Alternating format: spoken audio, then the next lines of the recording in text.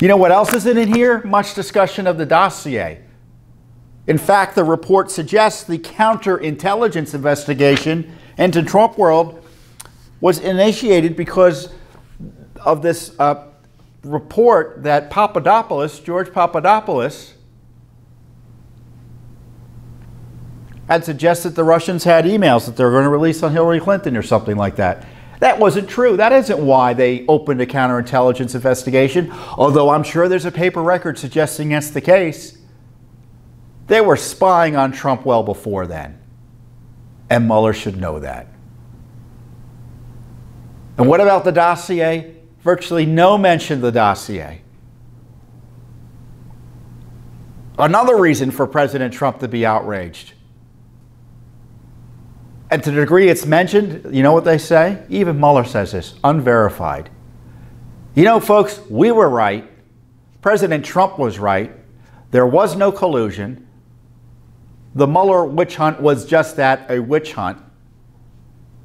More specifically, an abuse of power and targeted harassment of the president, part of a seamless web of activity that began during the campaign to target and try to destroy then-candidate Trump with the help of Hillary Clinton and the DNC through their operatives at Fusion GPS and Christopher Steele, the hired gun spy, illicitly working with the FBI, beginning again in 2016 at least, probably before then, well into 2017. And then once even President Trump's elected, the spying continued through these illicit FISA warrants. Rod Rosenstein, after Sessions recused himself wrongly, it confirms Sessions recused himself wrongly. How does it confirm it? Because the report admits that Sessions' communications with the Russians were incidental, non-substantial. Certainly nothing requiring recusal. And Rosenstein's talking about overthrowing the President of the United States by incorrectly invoking the 25th Amendment, wearing a wire on the President in the Oval Office. And in that same discussion, well, we'll get a special counsel after him. No discussion of the fact that Mueller interviewed for the job, and that being a concern of the President, a substantial concern of the President. In fact, they just quote other people who think that the concern wasn't well-founded. Well, that's their opinion. This is nothing but a big op-ed piece designed to smear President Trump and provide grist for the Democratic mill, again, that seamless web to target and destroy the president, to try to justify a fraudulent impeachment investigation.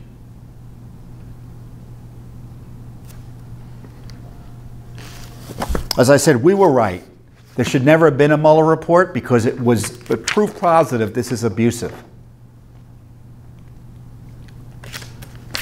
And now the Democrats want to fight, pretend to fight. They want to ask for a full subpoena of all the records. They don't want all the records. They just want some of the records. They don't want this FISA material declassified. They don't want all of Peter Strzok, Lisa Page. I'm thinking of Led Zeppelin every time I say Peter Page. Isn't he Led Zeppelin? Peter Strzok and Lisa Page. They don't want all their text messages. We're waiting on Andrew Weissman's text messages, the number 2 at the Mueller operation, who was an anti-Trumper, as Judicial Watch proved. So what next? Well, you know, President Trump, in the end, has been vindicated.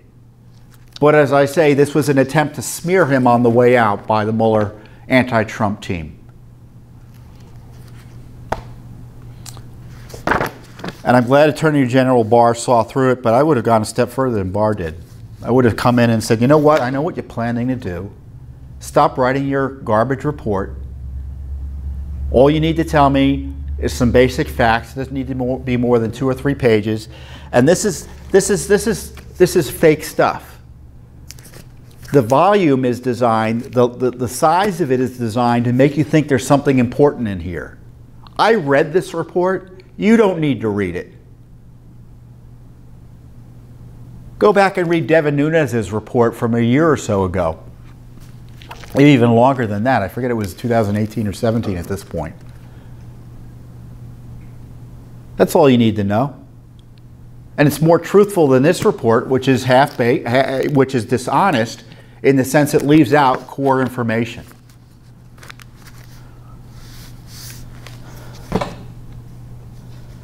As I said, President Trump's been vindicated.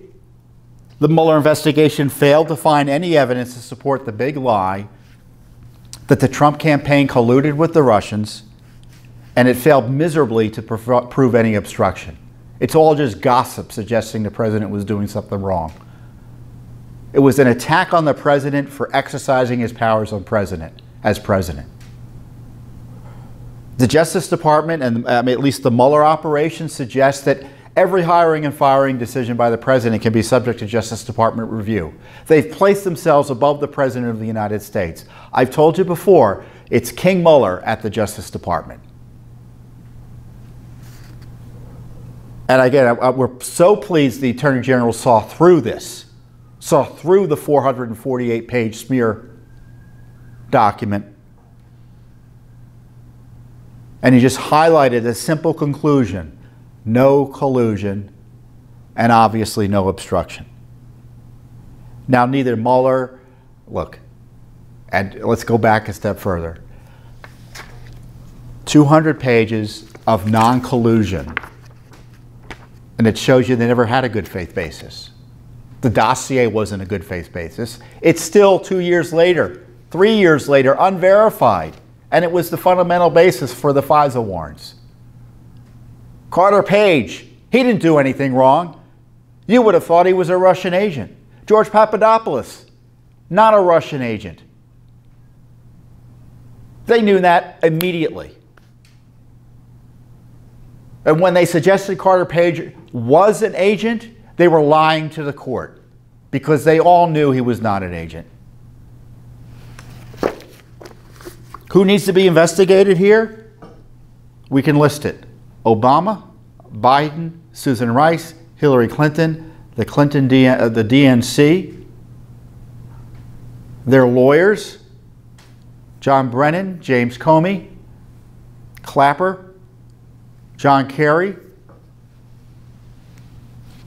a whole host of other lower-level officials, Andrew McCabe, Loretta Lynch, Peter Strzok, Lisa Page. I tell you what, if I were the president, I'd walk over to the Washington field office of the FBI, and file a crime report against the FBI and Justice Department and others over what they did to him here. Carter Page is in the same boat. People like that are in the same boat. And there are a lot of people who are named in this as witnesses who have spent a fortune in legal fees as part of this outrageous attack on our republic. Remember, this is part of an effort to overthrow the president, folks. This is part of the coup effort.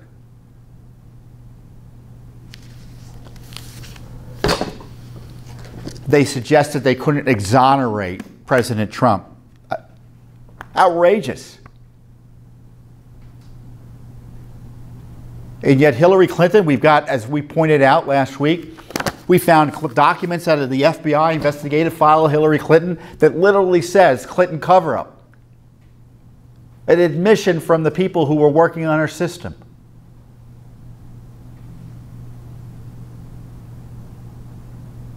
Yet we didn't get any language like that attacking Hillary Clinton out of the FBI and Justice Department.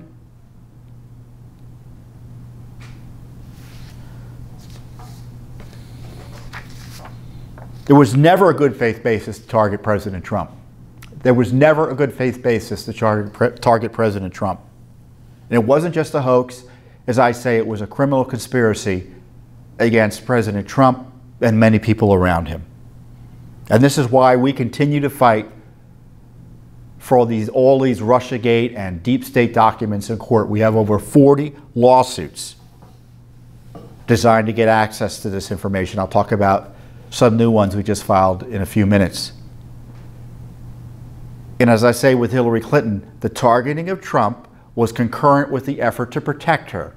And you can't have one without the other. They're two sides of the same coin. And of course, they were protecting the Obama administration, who were also involved in that cover-up as well, because the email scandal went beyond Hillary personally to other members of the Trump administration or the Obama administration. So we finally need a serious criminal investigation here by the Attorney General, and we can be hopeful that he does the right thing. Certainly he exudes confidence and competence in at least the public forums I've seen thus far. I don't agree with everything he said, but you know, as I keep on saying, I never agree with anything anyone says. I joke sometimes I don't agree with everything I say. But the point being, Barr at least gives a little bit of more of a glimmer of hope that something effective might be done. But I tell you, don't worry. We don't shut down just because there might be a seemingly good appointee somewhere in an agency. Judicial Watch has lawsuit after lawsuit to investigate the illegal leaks, the illegal unmaskings, the illegal targeting, the spying, the FISA abuses. We've got the whole gamut covered. So when people say, let's investigate the investigators, folks, we've been doing that since day one. Not Congress, not the media, which is complicit in this, but Judicial Watch. It was Judicial Watch that forced out for the first time in history FISA warrant applications that obviously were fraudulent, that disclosed that the FBI under Obama was paying the Clinton DNC spy Christopher Steele. At the same time, Clinton and the DNC were paying them through Fusion GPS, a joint operation against then-candidate Trump between the FBI, the DOJ, and the Clinton camp. The president tweeted that out just this week, that piece of information that's been out there for a bit, but it's been in the news again recently because of a new Judicial Watch lawsuit. His reaction, wow, isn't that important? Judicial Watch uncovered the 60-some-odd communications between the Obama/Trump DOJ, because it was done secretly, to be fair to the senior appointees. Or I don't know if it was done secret. I shouldn't be fair to the senior appointees because I don't know what they knew and when. Between Bruce Orr, whose wife worked at Fusion GPS, and Christopher Steele, again fired by the FBI, but the DOJ was a backdoor way through Bruce Orr to get Steele dirt on Trump into the FBI. Unbelievable. And we have hundreds of pages of collusion. No discussion of Hillary Clinton colluding with Russian intelligence to get dirt into that dossier, into the DOJ and FBI. How can you investigate Russia collusion without looking at that? Well, you can if you're Robert Mueller, because he was uncontrolled as special counsel.